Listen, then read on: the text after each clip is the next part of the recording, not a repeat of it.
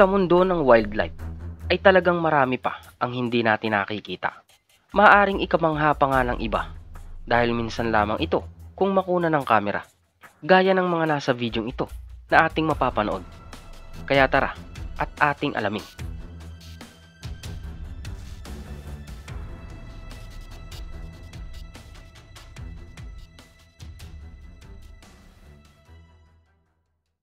Talagang ang donkey ay kinatatakutan din ng ibang hayop tulad ng coyote, fox, baboy at iba pa. Kaya naman maaaring pati ang ahas na hindi kalakihan ay siguradong may takot sa kanila. Tulad nito, nung makakita ng hindi naman kalakihang ahas ang donkey, ay na-curious ito kaya naman kinain niya ang ahas. Dito naman ay para maging safe ang mga biik niya. Wala siyang ibang choice kundi ang ito ay kainin. Maaaring humalo na sa katawan din ito ang kamandag. Gagawin pa kaya nila itong karning baboy kung sakali? Minsan bang nakita mo na ang kolugo o ang kagwang?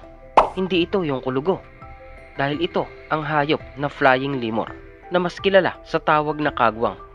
Siyempre matatagpuan ito dito sa Pinas. Dahil sa malagong nitong huni at kakaibang kilos ay para bang nakakatakot na hayop ito. Pero hindi. Dahil harmless naman ang mga kagwang.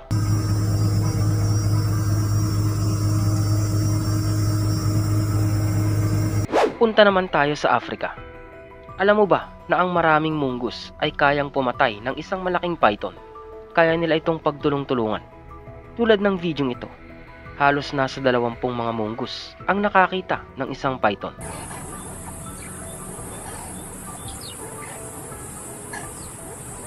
Dito ay pinagtulong-tulungan nila itong atakihin para gawing hapunan. Pero sa loob ng ilang minutong komprontasyon,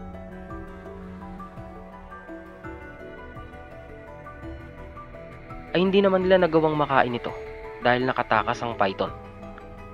Paano kaya kung ikaw ang isa sa mga operator ng hydraulic hammer na ito? Nadatna na lamang nila na ginawa itong pwesto ng leon dahil mas mukhang safe dito. Kaya naman mas pinili nila na huwag na lamang munang mag-operate nung araw na yon. Para sa opinyon ng iba ay maaaring ang videong ito sabihin nilang animal cruelty, kung saan ay pinakakain nila ang sisiw ng mga bibi sa mga buhaya kahit buhay pa ito.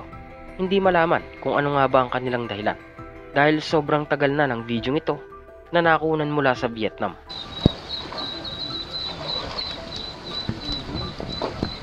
Ang videong ito naman, nabingot ang isang buhaya at talagang hindi na angkop ang kanyang kalagayan.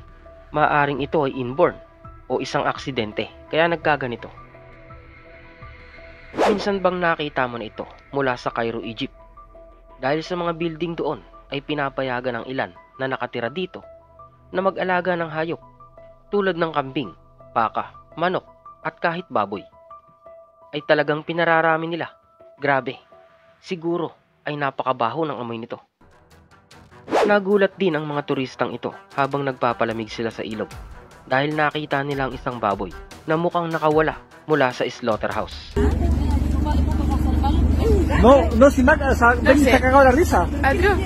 Nakatawid ito sa ilog kaya maaaring nakaligtas siya sa kapahamakan. Habang tinatahak naman ng taong ito ang kalsada pauwi sa kanila, pinagkaguluhan ng mga kalapati ang isang truck na punong-puno ng patoka na nooy i-deliver. Kaya naman nakalibre sila ng isang kain. Ito naman ang pusa na mayroong 3 eyelid. Nag-trending ang videong ito sa internet at marami ang talagang namangha. Marami rin naman ang naawa sa kondisyon ng kuting.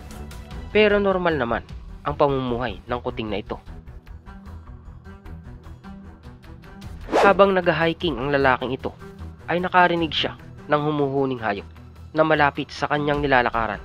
Dahil sa pagka-curious, nilapitan niya ito. At dito ay nagulat siya. Nadatna niya na nahuli na ng bobcat ang fox.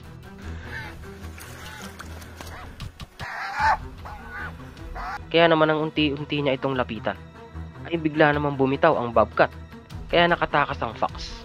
Ito ang borzoi na talagang may kakaibang muka. Ito ay mukhang nakakatuwa sa iba dahil mukha naman talagang kagiliw-giliw dahil sa haba ng nguso nito. Ang Borzoi ay native sa Russia at kumalat na sa iba-iba pang bansa. Talagang kakaibang breed ang asong ito dahil nagagamit nila ang mahaba nilang usok sa pag-amoy ng kanilang prey, lalo pag nasa gubat. Kaya ginagamit sila ng mga tao na pang-hunting. Bukod dyan ay napakabilis din nilang tumakbo.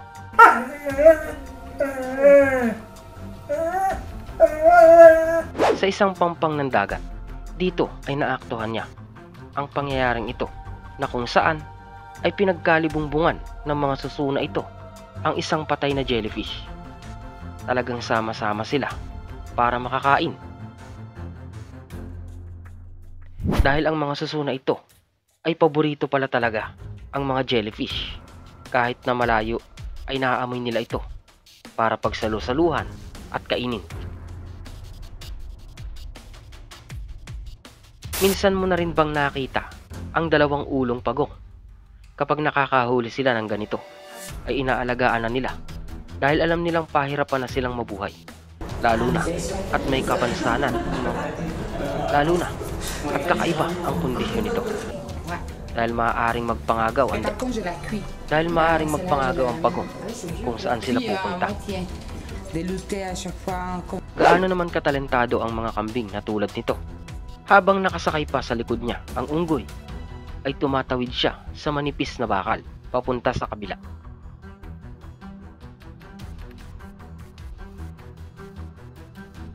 Minsan ay natuturuan din sila, lalo na sa circus. Kaya nilang tumibay sa kakaunting manipis na bakal.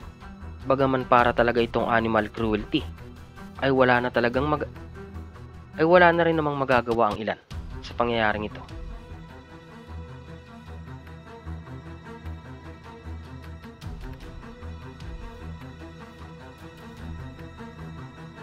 Yan lang muna ang mga video natin sa ngayon.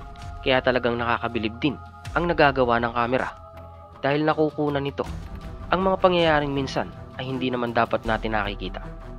Kaya yan lang muna ang mga video natin sa ngayon. Ikaw, nagustuhan mo ba ang mga pangyayaring ito? Kaya comment ka lang sa ibaba ng channel na to at pag-usapan na yan.